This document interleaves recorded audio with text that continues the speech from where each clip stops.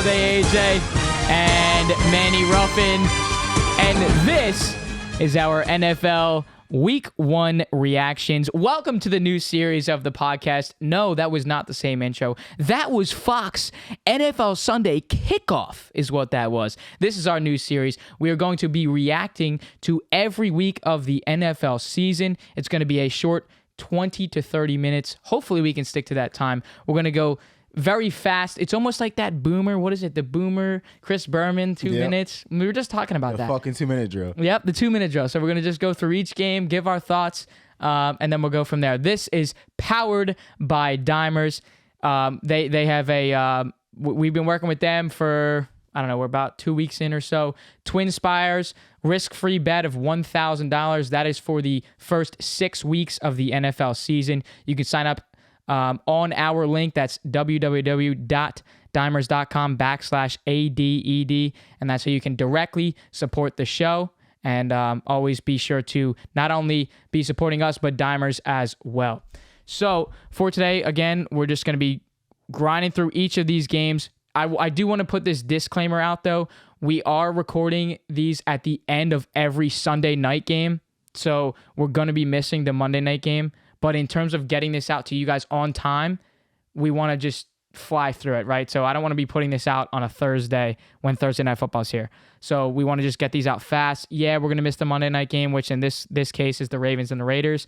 But we're just going to be flying through, and that's how it's going to go. If you guys have a problem with it, I don't really give a fuck. So let's go. All right. So the shorter intro. They're going to get shorter as we go. I would just this new series. Let's go. Podcast is now 2 days a week now, so that's sick. Yes, so sir. We literally said we were going to do that. We said we were going to do 2 podcasts a week now, so let's fucking go. All right, here we go.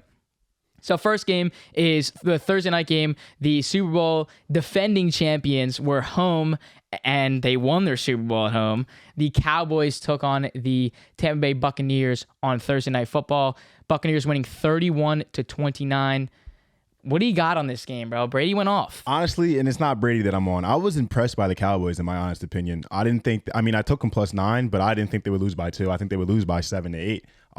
Shout out Dak Prescott. He didn't play for 11 months, threw the ball fucking 58 times, completed 42 of them. Probably woke up on Friday morning and felt like he got fucking 8 COVID shots in his right arm, but he did his thing, man. Amari Cooper did his thing. And I think, listen, NFC East fans, I was sleeping on the Cowboys, but I'm waking up now. I'm waking up. Yeah, I'm going to agree with you there. You gave Brady too much time, though, as per usual. Now, the thing with the Cowboys, though, is, yes, and we've known this with the Dallas Cowboys. We have known that their offense is superior. When Dak Prescott is on the field, at the helm, he can put up numbers, and the team can, and that offense can as well. But the defense has always been the issue, the past 2 seasons, especially last year. So the thing with the Cowboys is, what we looked at and what we saw last Thursday night was their run defense. Yep. Stop the run. So when you get into teams that have high caliber running backs with a good/okay offensive line, no, for the comments that say I'm biased, I'm not talking about Saquon Barkley. I'm talking about bigger running backs that can get through that hole and create a problem for the Cowboys run defense.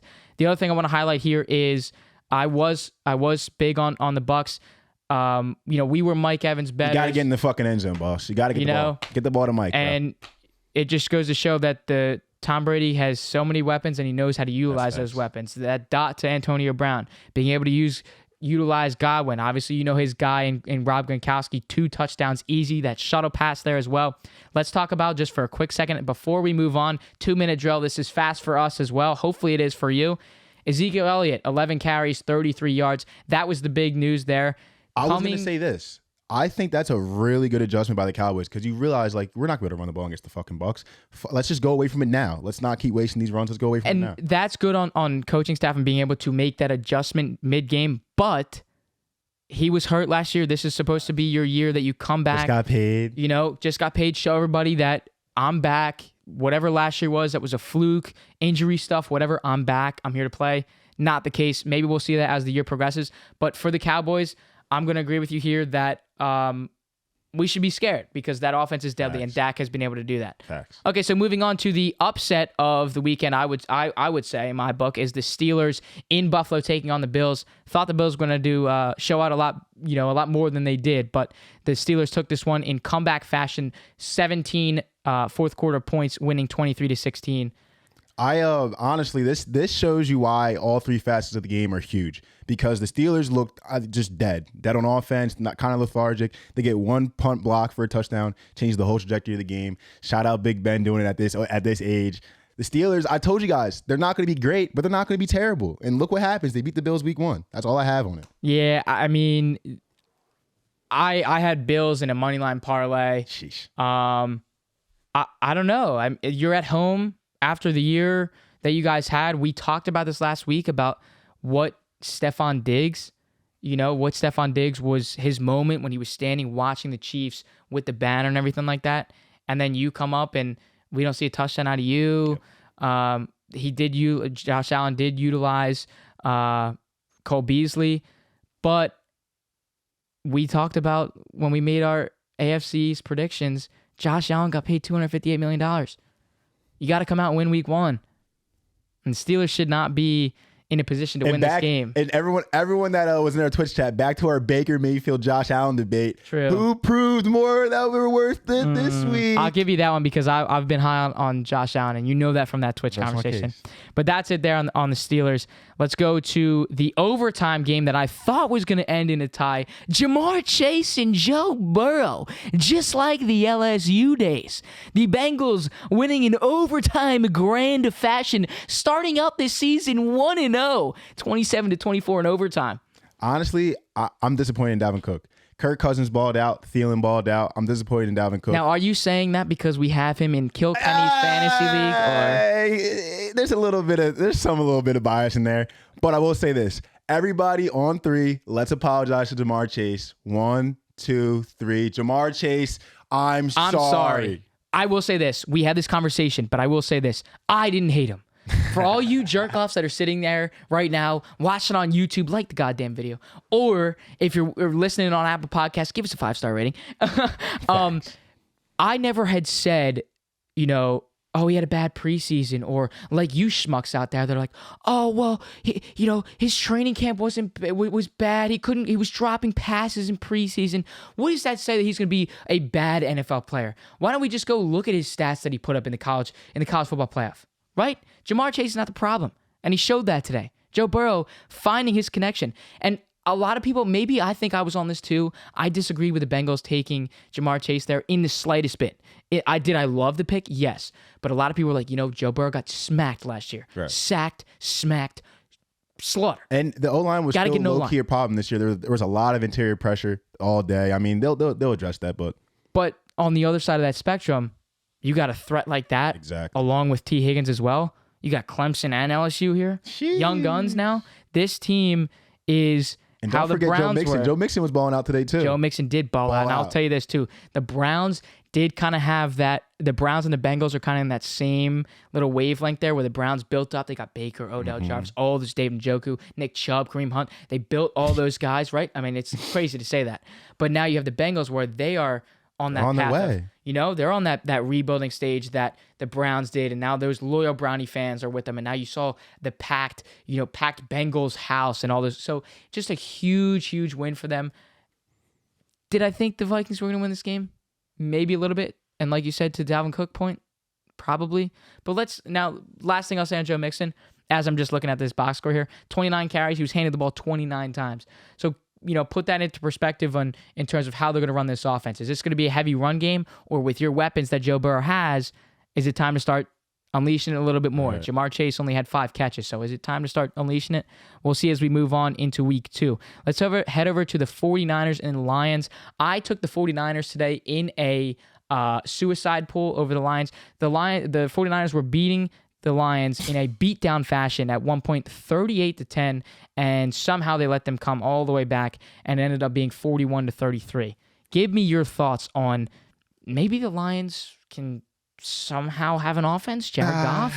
I don't think the Lions will be as bad as everyone thinks. My thoughts from this game is when the 49ers had the first drive, Jimmy Garoppolo losing down the field. They put Trey Lance in. His first pass, he has a touchdown. I'm sitting there like, whoa, do we have something brewing up here? Jimmy Garoppolo goes on to snap. He shows you that he's been one of the most slept-on quarterbacks every year he's been a starter. He's not great. He's a leader. He can get the job done for you.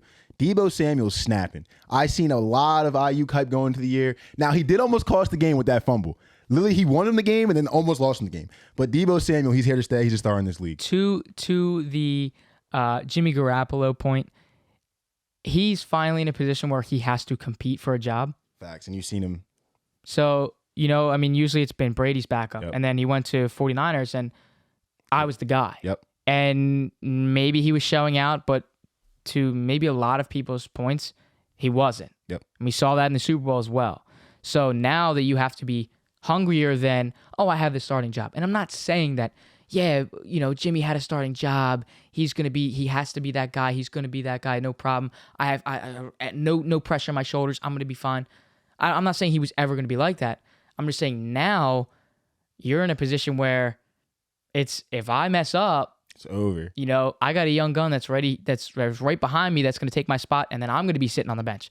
Kind of like how we have an Andy Dalton, Justin Fields, little debate here, and so don't worry, we're getting to that. I kind of owe Jimmy Garoppolo an apology myself because I kind of wrote him off. I just assumed at one point this season Trey Lance was going to step in there and lead that team. I think honestly, I thought he was maybe going to be a little bit better than he was. Okay.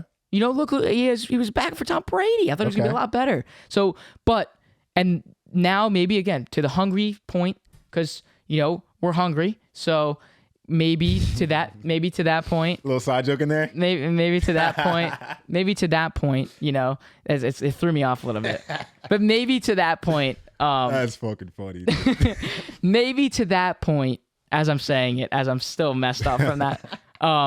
Jimmy Garoppolo can start to battle and prove that he's a QB1 and be that mentor and that veteran leader as you start to see that gray hair right up in here, right above the ears. She's getting them in there and a little bit in the beard too. Exactly. So maybe he can start being that guy like Andy Dalton has. I'm not even trying to make this comparison, but in terms of veteran to rookie, you understand that. Okay, let's move on. We'll see more of the 49ers in week 2 as they take on Manny's Eagles. We'll head over to the Cardinals in Tennessee taking on the Titans. Me personally, I thought this was going to be a better matchup for the Titans to come out. Derrick Henry, all those guys, Julio Jones, his new team, new threads. It's what do they say? It's 8. His name's 8. So what would they call him? There was that nickname for Julio. Oh my God! I'm drawing a fucking blank. Jesus. I messed it up. It's probably gonna come to my head after we get done recording. But it's Julio or it's I don't know. I'm messing up. But whatever. So it's Julio's number 8 now. Whatever, that means nothing. But the Cardinals just completely shit on him. 38-13. Kyler Murray. He had some tweets today. Give me some thoughts. Listen, if you guys watched the prediction show, I told you my dark horse to win that division is the Cardinals. You did say. They came out and I said it's year 3 of Kyler Murray and Cliff Kingsbury. They need to make a statement, and they made a fucking statement this week. And listen, everyone, obviously, Kyler Murray looked like he was playing a fucking video game today. He looked like he was playing Madden. That's not what I'm kind of hype on. I'm hype on. I think Derrick Henry had like 9 rushes for like less than 10 yards.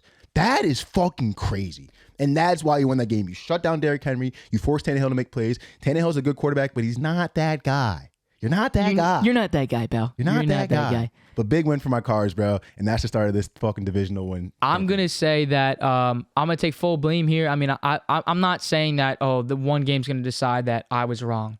But if you guys, you guys probably haven't been listening this long, but when we were back in the closet doing Zoom and all that kind of stuff, baby. I love saying it. But I was shitting on the Cardinals and JJ Watt going to that. And then we brought that up, I think it was in our NFC prediction show, and I was like, not as high on the Cardinals. I was very high on that. Somebody's going to say, comment right there. He was very high on whatever he was for saying that. Yep. But I was very high on that division as a whole. But for the Cardinals, not so much. Cardinals just shit on. I mean, the fact that DeAndre Hopkins can catch the ball 6 times and 2 of them are touchdowns and get 83 yards. The one was a fucking worldie too. The little toe tap. And what about the one where he caught it? He planted his feet, did that little quick little spin, and then the acceleration right there. This team is scary to watch just because of the offensive threats that they have. Yep. Adding AJ Green as well to that. Yep. So we're going to see how the Cardinals can pan out this season. But we will catch them in week 2. Let's head over to the Seahawks and the Colts. Carson Wentz, first game in the new threads, building a small comeback, still losing by 8 points, 28-16. What are your thoughts on the new threads for the former number 11? Hey, 11 didn't look bad. I think it was 25 for 38, 2 tutties. I mean, that's a typical 11 game. What I'm seeing here is, I mean, we've seen this for how long? Russell to Tyler Lockett. I mean, these two just produce and produce. I'm disappointed in the Colts defense, though. I was looking at 28 points. You guys are better than that, man. There was a point, I think it was the first touchdown Tyler Lockett scored. You see Darius Leonard just look at the defense like. I'm like, for a defense that was this critically, like this well, I don't even know the word. It is a great defense. Great defense. Right. It's a great defense. For them to look kind of really confused and flustered week 1, I'm kind of scared. Now, and I do want to just point this out too, and I did just do the same thing for DeAndre Hopkins, but Lockett, and yeah, maybe this is box score reading, but think about this though. 4 catches, 100 yards, and 2 touchdowns. He caught the ball 4 times, and he's been able to do that. And to your point, yes, Tyler Lockett has been his guy. He has DK too, who did also get a touchdown as well. Facts. Those receivers are doing their jobs. Facts. But again, we have to say this year in and year out. Every single year we have to talk about Russell Wilson, and we have to say, let Russ cook and put some more respect on him. Facts. I mean, he's on a team that has this, major slogan that they are consistently not where they want to be in the playoffs. Exactly. They have to be there. No, is Russ gonna go? Is he gonna call for a new coach? It's like the Aaron Rodgers situation. Oh, nobody listens to him. I want to do this with the offense. I want to get this player, and I can't get that. So I'm gonna just have to do it myself. And what do? 4 touchdowns, easy. So for you fantasy guys, if you guys picked Russell Wilson late, because QBs go late nowadays, that's a great pick there. Seattle Seahawks moving to 1-0. See you in week 2. Let's go to the Chargers. Back to our NFC East. The Chargers in Washington taking on the football team, winning 20-16. Justin Herbert, baby. Sloppy. It was. The spread was -2 to. It was -2 to Washington. Yep. To put that in perspective. Sloppy football. I think, and my takeaway from this game is this. First of all, no more Fitzmagic. I mean, my guy who was hating on me on the NFC predictions, Fitzmagic isn't there anymore, bro. So I guess I don't know if you win or I don't know what's going on here, but you might be right. But I'll say this about the Chargers. They lost every single game that was like this last year. Sloppy, one possession game that goes to the fourth quarter. This shows the growth of this Chargers team. They're here to stay. They're not going to win that division, but they might sneak in the playoffs. And I think that this Chargers team's for real. I'm ready to say they're for real. Yeah, I mean, I'm a big Herbert guy. That's really all it is for me. I'm happy as hell that they got this win. He made a bad mistake. They're driving and they're down. I think they're down 16-13. They're driving in the red zone. He does a bad pick. A couple plays later, Gibson gives him the ball right back on a fumble. But if it wasn't for that fumble, I think Washington football team wins that game. And people are looking at Herbert like, and the Chargers like same shit, different year. But they pulled this one out, and I'm proud of the Chargers, honestly. And for Washington, they move on to the Giants, which we're going to be getting into. That's a huge game for both teams. Exactly. Huge game for both teams. If you're Washington, and you're up in this game, you're handing the ball off to Antonio Gibson 20 times. Where's the time of possession in this game? Facts. I mean, why is the clock not running faster than it should be? I don't really think they should have lost this game. They were up for a majority of this game. Herbert made a lot of big time third down throws, a lot of big time 3rd and 7, some 3rd and 10, some big time throws, connections to Keenan Allen. I mean, I sound like I'm sucking his cock, but I kind of am. I mean, he was balling. I wouldn't have been like a big under better in this game. I'm not really an over under guy in NFL, but the under smashed. Fact. I mean, I would have thought it would have been a little bit. Scary Terry didn't perform. Yep. Underperformed, and he's on my goddamn fantasy team, so that sucks. And you have Keenan Allen, no touchdowns. Herbert has 1 touchdown. I mean, where? Facts. What? Because you want to talk about how Herbert had his year last year. It was explosive as hell. Where's that? Yes, maybe it's the Washington defense. Oh my God! But come on, they beat them. So we're Chargers moving on. Washington headed to New York, which again we're gonna get to in a second. I have some thoughts on that. Now let's head to the Sam Darnold playing. I was gonna say return home, but it was a home game for the Panthers. He returns home to playing against his former team. It was trying to make it sound a lot more suspenseful than it was. And the Panthers just had a lights out second quarter. Again, another low scoring game. They won this game 19-14. I mean, Zach Wilson, 6 sacks, but played some heart. What's up, baby? I'll say this. Everyone needs to be happy for Sam Darnold after what he's gone through 100%. the past few years with the Jets, and he's coming to the Panthers. This is his first game. I mean, guys like him and Stafford, like, they are just loving their life in week 1. Yes, but sir. I'll say this. A lot of people are giving Zach Wilson some hate because of his performance be going, because of the stat line and all this. He was making some great, if you really watched that game, he was making some throws. There were some bombs he was throwing. He was making some throws. That kid is good. He's playing for the Jets. Let's not forget. That kid is good, and I'm willing to put my money where my mouth is any way I can, but I'm a Zach Wilson believer. Shout out Corey Davis, too. Yeah, I was going to get into Corey Davis right now. Our sleeper pick, and I'm big on Zach Wilson, too. He showed a lot of heart today. 6 sacks. It sucks, man. And you said it before we started recording. It's the Jets. I mean, it's what you're getting. I mean, that's what you get. Rookie quarterback, rookie head coach, too. I mean, that's what comes with it. But our sleeper has and we talked about it. We drafted him in Kilkenny's fantasy 14-man fantasy football league, and 2 touchdowns, 97 yards. Man, he is a winner. And speaking of winning, if you would like to win during this NFL season for the month of September, head over to Caesars Sportsbook and deposit using code ALLDAY in all capitals. That's code ALLDAY. You will get a risk-free bet up to $5,000. And for the month of September, if you place a $100 bet on football, you will receive a $150 gift card to the NFL Pro Shop to get yourself a jersey. And to put that into perspective, the jerseys are $120 to $150. So you literally are getting a free jersey. That's code ALLDAY for sign up at Caesars Sportsbook. All right, let's head over to the Jaguars and the Texans. This was, I think, another one of those upsets, but again, it's the Jags and the Texans, but the Texans suck. I mean, the Jags with T-Law, the new guy, again, I love saying the young gun, they should have won this game. Trevor Lawrence snapped, but he had 3 picks. I'll say this. I'm happiest for my guy Tyrod Taylor. First game back since the whole trainer situation with his lung. Hasn't played in a long time. How about Mark Ingram, though? Fact. I mean, he gets traded and he gets, 20. You're getting handed the ball 26 times. Love and life. I didn't think Mark Ingram was going to go to another team and get handed the ball 26 times in a game. Times? Right? Sheesh. So, and say this, I saw an interesting stat. This is the first regular season loss that Trevor Lawrence has had in his career. Yeah, I know. Fucking wild. Because, bro. I mean, you look at his high school stats, never lost, Clemson, maybe 1 loss. Like, it's wild. Lost. Bro. I mean, it's crazy. No, never lost in the regular season. No loss in the regular season. That's fucking crazy, bro. That's crazy. His first loss in the regular season. He'll bounce back. He'll be fine. I'm so happy for my guy Tyrod, though, man, because he's probably one of the most underappreciated quarterbacks in the last couple, 5-6 years. He's been a dog everywhere he's been. He hasn't been really around great teams like that. I mean, both these teams suck. Good for the Texans, though. He'll probably go 1-15 in my opinion, but yikes. Happy for my guy Tyrod. 1-16 now. 1-16. Yeah, my bad. 1-16. Well, now you look at, and the last thing I'll say on this game is, you look at Trevor Lawrence and how he played in college, right?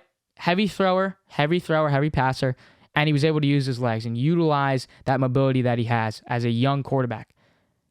That hasn't changed, obviously, because he threw the ball 51 fucking times. Yeah, holy shit. 51 fucking times. When was the last time a rookie quarterback had their debut and threw the ball fucking 50 times? It's unbelievable. So that's the last thing I'm going to say on that. Hopefully they can bounce back. Again, Gardner Minshew is now in the Eagles, so this is the Trevor Lawrence show here in Jacksonville, Florida.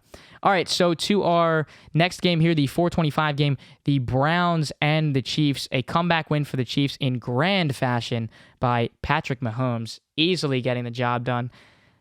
This was come on, bro. Doozy. This is the theme with the Chiefs, and the Bucks did it. And this is exactly what when the Browns wrote 22-10, this is exactly what you didn't do. When you have them down, you have to step on their necks because they can come back like this. The Bucks did it in the Super Bowl, stepped on their necks, put them away. Browns couldn't do it. Up 22-10, can't put them away, let them hung around. A couple possessions, they stalled out, some 3-and-outs, some punts, and then next thing you know, Pat Mahomes throwing a bomb to Tyreek Hill, and the game's just broken open. They come back. You got to put this team away. You can't let them hang around. If you're going to beat, obviously there's going to be some teams that beat them in close games. It's the NFL. It's going to happen, but my thing is, if you want to beat this team, the best chance, you got to put them away early. You got to put them away when you're up by 12. You can't let this team hang around. I thought the Browns were going to run away with this. So did I. But I wasn't expecting that at all. Let them hang around, and this what you can't. It's Patty Mahomes. And it goes back to the triple threat that they have. Fact. Right? Patrick Mahomes, Tyreek Hill, Cheetah, and Travis Kelce. You can't stop those guys. I mean, just pick one.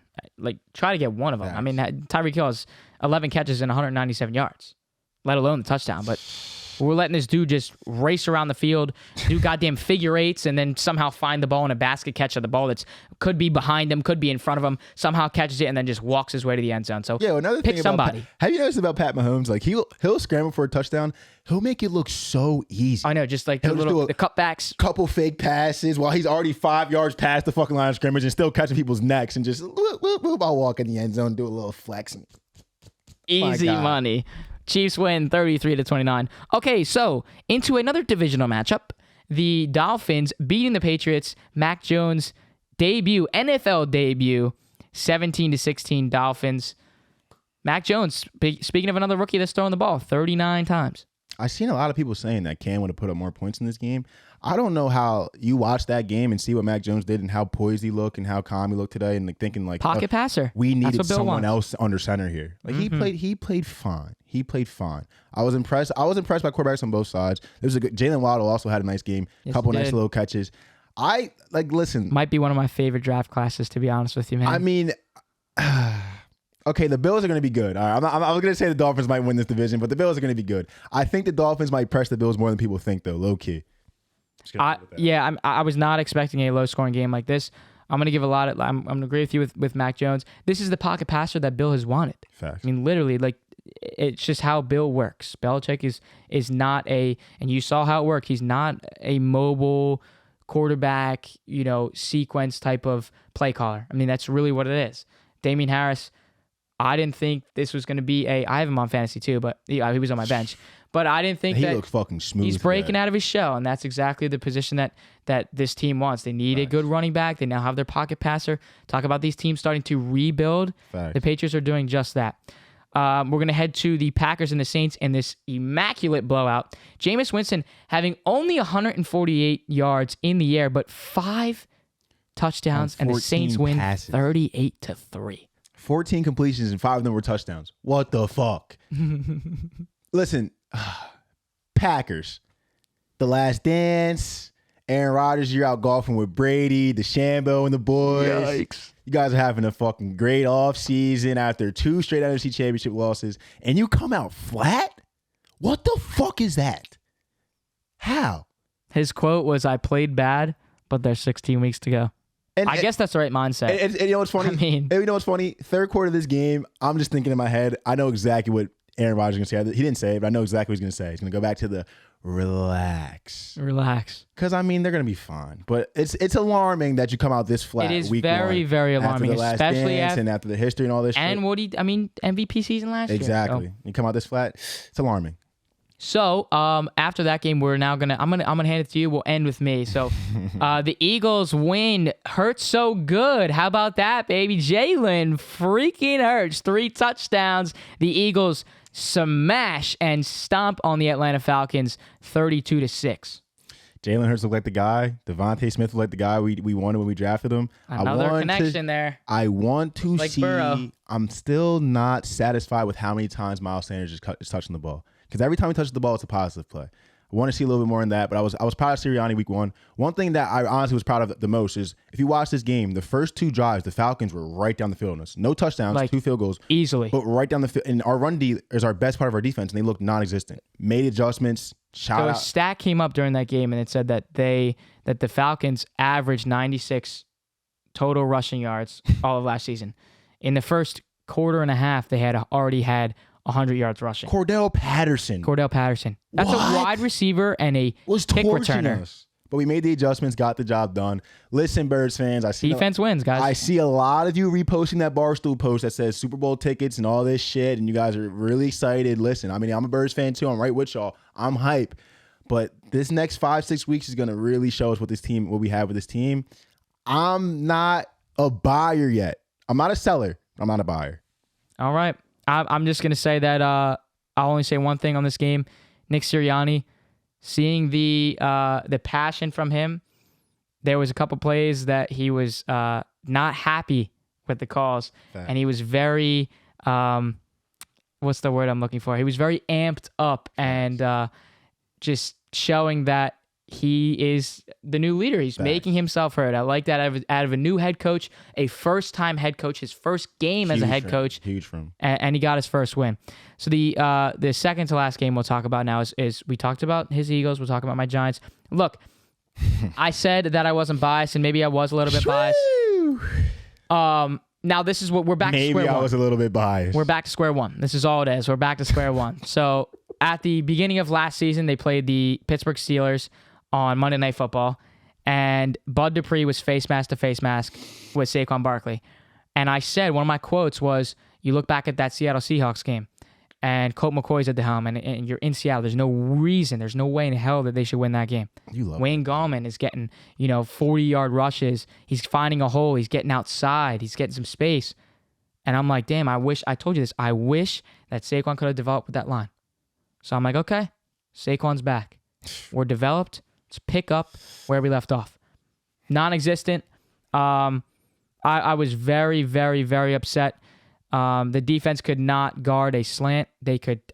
I don't understand how they can convert 3 for 3 on fourth down on monumental moments. And the monumental moment of this game was inside the 2 minutes of the first half, letting that fourth and 6 or 4th and 7, whatever the hell it was, let the Broncos convert, walk down the rest of the field, score with 6 seconds left on the clock, and then they blew it from there. I think we are back to square one. Everyone's going to sit here and say, oh, Saquon had shy of 30 yards rushing. Bullshit, man. I mean, there is no hole. No hole. He has to use his Saquads to get 4 yards every carry. It's frustrating. I really do feel bad for him. These guys got to pick it up. Von Miller, these edge rushers, this goddamn offensive line can't guard a fucking edge rusher for their life. Von Miller is just walking in there. He could be eating some spaghetti and getting the goddamn marinara sauce on his shirt, on his jersey while he's going to just annihilate Daniel Jones. Figure it the fuck out. It's a short week. It's Washington this week. Another heavy defense. I really do like the Giants defense. I'm still heavy on this defense. Offense has got to help. I mean, when the offense is getting killed and not putting up points, that is just losing so much momentum and so much confidence in this defense where they can't go out here and do it. We can't do it all. I mean, your defense is great, but if they're on the field the whole fucking game, I mean, but shout Blake out to Martinez is tackling his ass off and he's huffing and puffing. Get this guy off the field. And then Daniel Jones, you're running down and fumbling the football. I was going to say. Inside the red zone. 27 starts for Daniel Jones, 40 turnovers. How long does he have realistically? How long does he have? It's this season, bro. He has his full 17 games? It's this season. You think he has his full 17 games? Yes, I do. But after that, it's bust or no bust. Okay. I don't know what the other slogan is there, but I mean, it's very frustrating. I have to be optimistic. It's week 1. I'm just hoping that we're not at the square one that we were last year, where it was you have that shitty game against the Steelers, defense starts to find themselves, and then offensive line starts to develop. I shouldn't have to say the defense has to find themselves again, and the offensive line develops again. Because Saquon's back. Let's figure it out. Find him a hole. I told you this already. Last thing I'll say on this, we'll move on. I already spoke to you about this. There was a replay of Nick Chubb's touchdown run. It's like an 18 and 22-yarder. The hole was like this big. And I'm sitting there and I see that in a game break. And I'm like, Saquon could never have that hole. So I will sit here and I will never understand or take the Saquon Barkley hate. Oh, last year in week 1, Ben Roethlisberger had more rushing yards than Saquon Barkley. All right, call Bud Dupree next time, guys. Moving on to our Sunday night game and our final game of our week 1 NFL reactions. The Bears in Los Angeles. Matt Stafford in the new threads, and the Rams win 34-14. Andy Dalton, I hope you're enjoying your time because you have about fucking 3 weeks left. Yes, sir. There's no way I can keep seeing you go out there like this. And Justin Fields comes in his first play and just has a positive play for a first down.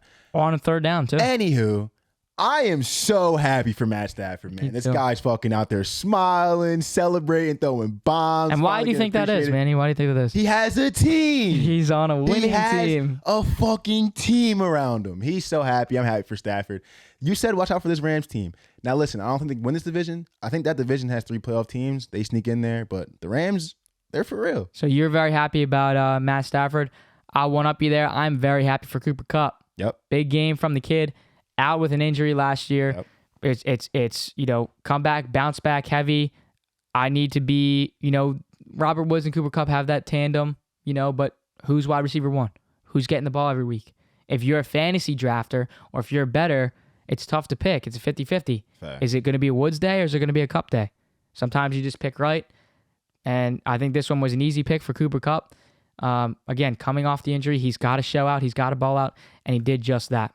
So the Rams move on and a great home win for them. Facts. Now we look to the Ravens Raiders. We're not going to give any predictions here because it's just going to mean nothing. But we will be talking about the Ravens and the Raiders next week. And we just will see as we go the Monday night games that we will not be chatting about. But we can still say something on those teams.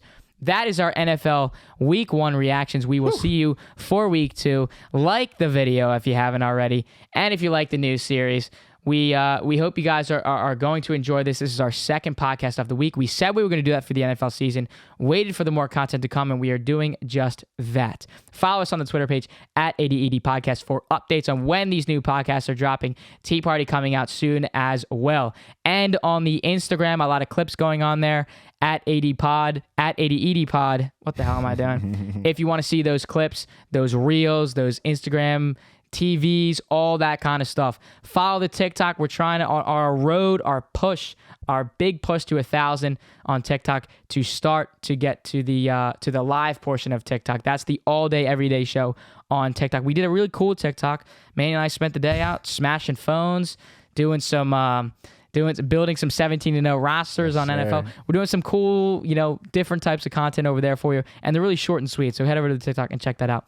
If you want to see us going live, head over to the Twitch as well, which is simply just all day, everyday show. Streaming some Fortnite, streaming some Apex. We streamed Kill Kenny's 14-man fantasy draft on there. So definitely go check out the Twitch. And hopefully we'll see you guys in the chat on the live. But other than that, man, I hope you guys are well. New series is kicking off. We're going to be doing these shows late night. Right now, it is 1:16 in the morning, and we are recording. And god damn it, I love what I fucking do. Stay great, be great, because you fucking are. Let's go, baby. New series. See you Week 2. You've been listening to the All Day Everyday Show with All Day AJ and the homie Manny Ruffin. My name is Alex Jacobs, but you can call me All Day AJ. See you later, baby. Let's go, boy. I'm going to throw my pen, too. See you guys. That shit was short as a motherfucker.